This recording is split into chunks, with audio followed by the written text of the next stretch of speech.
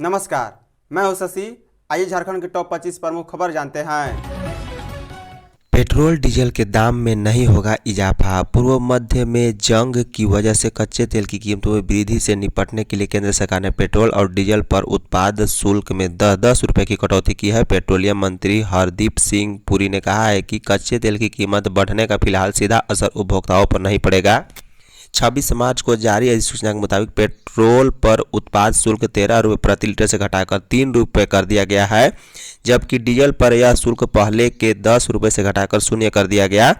मंत्रालय ने कहा है कि शुल्क में यह कटौती तत्काल प्रभाव से लागू हो गई है। हालांकि इस कटौती का आम उपभोक्ताओं पर कोई असर नहीं पड़ेगा। बता दें, केंद्र सरकार ने उत्पाद शुल्क में कटौती पर फिलहाल सार्वजनिक क्षेत्र की तेल कंपनियों पर पेट्रोल और डीजल की कीमतों में इजाफे का दबाव कम करने की कोशिश की है। सरकार ने यह कदम उठाकर तेल के खुदरा दामों में तत्काल बढ़ोतरी की आशंका को खत्म कर दिया। सरकार ने डीजल और विमान ईंधन के निर्यात पर शुल्क लगा दिया है। सरकार ने डीजल के निर्यात पर 21 रुपये 50 पैसे प्रति लीटर और विमान ईंधन पर 29 रुपये 5 पैसे प्रति लीटर का निर्यात शुल्क लगाया है। झारखंड के आधा दर्जन जिलों में आंधी और बारिश। रांची समेत झारखंड के करीब दर्जन भर जिलों में शुक्रवार को मौसम ने करवट ली है। दोपहर बाद से आसमान में बादल छाना शुरू हुआ और शाम होते होते आधा दर्जन से अधिक जिलों में तेज आंधी के साथ बारिश होने लगी। रांची समेत रामगढ़, हजारीबाग, लोहरदगा और खूंटी में आंधी के साथ बारिश हुई है। वहीं सिमडेगा और गुमला में हल्की बूंदाबांदी हुई।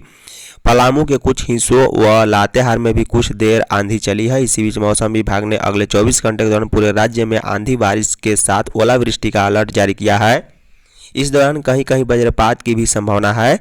मौसम केंद्र ने राज्य में 2 अप्रैल तक गरज के साथ बारिश का अनुमान जताया। मौसम विभाग ने अगले 24 घंटे में रांची समेत चतरा, हजारीबाग, खूंटी, लातेहार, लोहरदगा, रामगढ़, पूर्वी और पश्चिमी सिंहभूम तथा सरायकेला खरसावां में गरज के साथ बारिश के साथ कहीं कहीं ओलावृष्टि का ऑरेंज अलर्ट जारी किया।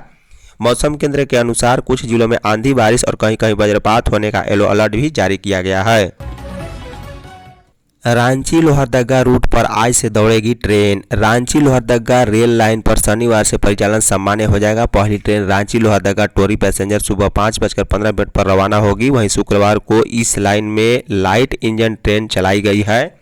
गौरतलब है कि रांची रेलखंड के रांची लोहरदगा टोरी खंड पर नागजुआ व लोहरदगा स्टेशन के मध्य कोयल नदी पर स्थित क्षतिग्रस्त पुल संख्या 115 की मरम्मत चल रही थी।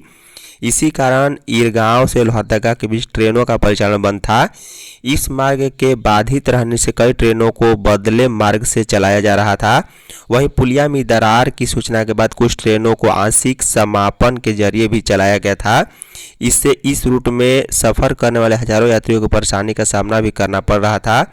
वहीं रेलवे ने वैकल्पिक व्यवस्था के तहत नई दिल्ली रांची राजधानी एक्सप्रेस तय मार्ग टोरी लोहरदगा रांची के स्थान पर टोरी बरकाकाना मेसरा टाटी सिलवे रांची होकर चल रही थी। रांची नई दिल्ली राजधानी एक्सप्रेस के अलावा रांची चौपन रांची एक्सप्रेस, सासाराम रांची सासाराम एक्सप्रेस व अजमेर संतरागाछी अजमेर एक्सप्रेस भी परिवर्तित मार्ग से चल रही थी। सीमेंट छड़ महंगे, सपनों का घर बनाना मुश्किल। क्रूड ऑयल की बढ़ती कीमतों और व्यावसायिक गैस की आपूर्ति ठप होने से अब भवन निर्माण से जुड़ी सामग्री पर भी बुरा असर दिखने लगा है। बाजार में कच्चे माल की लागत बढ़ने से निर्यात क्षेत्र से जुड़े कई उत्पादों के दाम बढ़ने शुरू हो गए हैं। इससे आम उपभोक्ताओं की चिंता बढ़ सकती है। दरअसल क्रूड ऑयल महंगा होने से पॉलीमर की कीमतें बढ़ी है। इसका सीधा असर प्लास्टिक आधारित उत्पादों पर पड़ रहा है। पानी टंकी की कीमत पहले ही 50 पैसे से ₹1.25 प्रति स्क्वायर फीट तक बढ़ चुकी है। वहीं अब पीवीसी पाइप और पीवीसी कोटेड वाले एल्युमिनियम तार, ढाई और इस्तेमाल होने वाले प्लास्टिक की कीमत भी बढ़ गई है। यही नहीं, स्टील और छड़ निर्माण से जुड़ी कंपनियों ने रॉ मटेरियल में इजाफा का हवाला देते हुए कीमतें बढ़ाने शुरू कर दी है। खुदरा हार्डवेयर दुकानदारों के मुताबिक बीते एक सप्ताह में एल्ड्रॉप और टेलीस्कोपिक चैनल के दाम में 30% से अधिक का इजाफा हो चुका है। गिरिडीह में कुएं में गिरी पत्नी को बचाने कूदा पति, दोनों की मौत। गिरिडीह के गांडे थाना क्षेत्र की फुलजोरी पंचायत के गोविंदपुर गांव स्थित एक कुआं में डूबकर गुरुवार देर शाम राजेंद्र मुर्मू और उनकी पत्नी पार्वती देवी की मौत हो गई।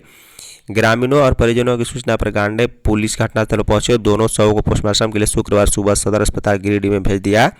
पति पत्नी का शव शुक्रवार दोपहर पोस्टमार्टम के बाद गांव पहुंचा। शवों को गांव पहुंचते ही ग्रामीणों की भीड़ घर में जुट गई। पंचायत के मुखिया प्रतिनिधि ने अन्य समाजसेवियों के साथ मृतक के घर पहुंचे और शोकाकुल परिजनों को ढांढस बढ़ाया। बता दें कि राजेंद्र मुर्मू ने अपने पुराने घर से कुछ ही दूरी में नया घर बनाया था। नए घर में ही पति पत्नी रहते थे, जबकि राजेंद्र के माता पिता पुराने घर में रहते थे। चतरा के 75,000 महिलाओं को मिला मैया सम्मान का पैसा। मुख्यमंत्री हेमंत सोरेन ने शुक्रवार को चतरा जिले के करीब 75,652 महिलाओं को रामनवमी का तोहफा दिया है। सरकार की ओर से इन महिलाओं के खाते में मैया सम्मान योजना के तहत 2-2 महीने का पैसा ट्रांसफर कर दिया गया। त्यौहार के दिन खाते में पैसा आने से महिलाओं के चेहरे खिल गए। बता दें, जिले की महिला लाभुक के खाते में एक साथ 2 महीने की राशि भेजी गई। प्रत्येक लाभुक को जनवरी और फरवरी महीने की कुल 5,000 रुपये की सहायता राशि दी गई। 2 महीने के इंतजार के बाद खाते में पैसा आने से लाभुक उत्साह का माहौल था। जानकारी के मुताबिक 87,82,60,000 रुपये की राशि का भुगतान किया गया। यह राशि सीधे लाभुकों के खाते में ट्रांसफर की गई, जिससे पारदर्शिता भी सुनिश्चित हुई है। सीएम हेमंत ने पत्नी संग तपोवन मंदिर में की पूजा। झारखंड के मुख्यमंत्री हेमंत सोरेन अपनी धर्मपत्नी विधायक कल्पना सोरेन संग रामनवमी पर्व के पावन अवसर पर शुक्रवार को रांची के निवारणपुर स्थित श्री राम जानकी तपोवन मंदिर में पूरे विधान से पूजा की है। इस अवसर पर उन्होंने मर्यादा पुरुषोत्तम भगवान श्री राम के चरणों में शीश नवाकर राज्य की उन्नति, सुख, शांति और खुशहाली की कामना की। मुख्यमंत्री ने राज्यवासियों को रामनवमी महापर्व की हार्दिक बधाई और शुभकामनाएं देते हुए कहा कि भगवान श्री राम आप सभी को मनोकामनाएं पूरी करें, यही मंगल कामना है। मुख्यमंत्री ने कहा है कि रामनवमी महापर्व के अवसर पर रांची के श्री राम जानकी तपोवन मंदिर में हर वर्ष की भांति इस बार भी आस्था के समागम में शामिल होने का सौभाग्य प्राप्त हुआ। आज यहाँ पूजा अर्चना के लिए बड़ी संख्या में श्रद्धालु आ रहे हैं। झारखंड पुलिस अब इलेक्ट्रॉनिक मोड में केस की करेगी जांच। निर्धारित समय सीमा के भीतर अनुसंधान पूरा करने के लिए झारखंड पुलिस अब इलेक्ट्रॉनिक मोड पर काम करेगी। इसके लिए crime and criminal tracking network and system के माध्यम से लगातार प्रयास भी हो रहा है। नए आपराधिक कानूनों के तहत कांडों का 60 से 90 दिनों के भीतर अनुसंधान पूरा किया जाना है। इसके लिए केंद्र सरकार के स्तर से भी राज्यों को संसाधन व तकनीकी उपलब्ध कराया जा रहा है। इलेक्ट्रॉनिक मोड में त्वरित व गुणवत्तापूर्ण अनुसंधान निर्धारित समय सीमा के भीतर कैसे पूरे हो, इसके लिए केंद्रीय गृह मंत्रालय ने विविध तरह के ऐप इलेक्ट्रॉनिक सिस्टम को भी अनुसंधानकर्ताओं के लिए तैयार किया है। CCTNS झारखंड पुलिस के नोडल अधिकारी DIG कार्तिक एस ने सभी जिलों के SSP SP को पत्राचार कर इससे अवगत कराया और ई समन सिस्टम का ट्रायल करते हुए यूजर एक्सप्लेस सर्टिफिकेट समर्पित करने को कहा है। गढ़वा रामनवमी जुलूस पर बवाल, 19 लोग गिरफ्तार। गढ़वा जिले के रमकंडा में रामनवमी जुलूस के दौरान गुरुवार की रात कुछ लोगों के बीच हुए विवाद के बाद पत्थरबाजी की घटना हुई है। मामले को लेकर DIG के निर्देश पर SP अमन कुमार ने बड़ी कार्रवाई करते हुए रमकंडा थाना प्रभारी को लाइन हाजिर कर दिया है। वहीं सैकड़ों की संख्या में पहुंचे जवानों ने रात भर छापेमारी की और दोनों पक्षों को 19 लोगों को गिरफ्तार कर लिया है। इनमें मुस्लिम पक्ष के 13 व हिंदू पक्ष के 6 लोग शामिल हैं। गढ़वा SP अमन कुमार ने टेलीफोन माध्यम से इसकी जानकारी दी है। उन्होंने बताया है कि मौके से 18 मोटरसाइकिल और 9 मोबाइल भी जब्त किए गए। रमकंडा से हटाए गए थाना प्रभारी सुरेंद्र सिंह कुटिया को लाइन हाजिर कर दिया गया है। SP ने बताया है कि गुरुवार की रात हुए विवाद के मामले में पुलिस ने अलग से मामला दर्ज किया है। कोडरमा में हाथियों ने आधा दर्जन मवेशियों को मार डाला। कोडरमा थाना क्षेत्र के झरीटांड टेबुआडीह खरीडीह में हाथियों ने आधे दर्जन मवेशियों को मौत के घाट उतार दिया है। इस दौरान हाथियों ने वहां जमकर उत्पात मचाया। पहले तो हाथियों ने किसानों के तैयार व खेतों में लगे फसलों को नष्ट किया। इसके साथ ही वह गांव के गौशाला में घुस गए और वहां बंधे मवेशियों को कुचलकर और पटक कर मार डाला।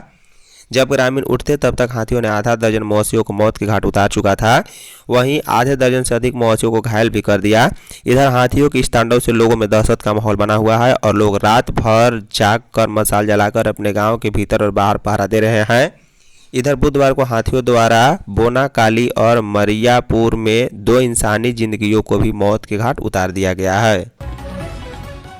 धनबाद रामनवमी जुलूस पर पथराव, 1 दर्जन लोग घायल। धनबाद जिले के बलियापुर थाना क्षेत्र के भिखारजपुर में रामनवमी पर निकाले गए अखाड़ा जुलूस के दौरान अचानक पथराव की घटना से अफरा तफरी मच गई। इस अप्रत्याशित घटना के बाद जुलूस में शामिल लोगों के बीच भगदड़ मच गई और पूरे इलाके में कुछ समय के लिए तनाव का माहौल बन गया।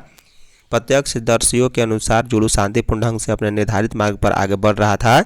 इसी दौरान कुछ असामाजिक तत्वों ने अचानक पथराव शुरू कर दिया।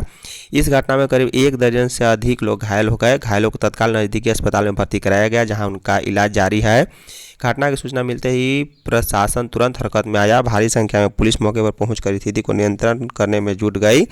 इलाके में अतिरिक्त सुरक्षा बल तैनात कर दिया गया है। मौके पर डीएसपी, सिटी एसपी समेत कई वरीय अधिकारी पहुंचकर स्थिति का जायजा ले रहे हैं।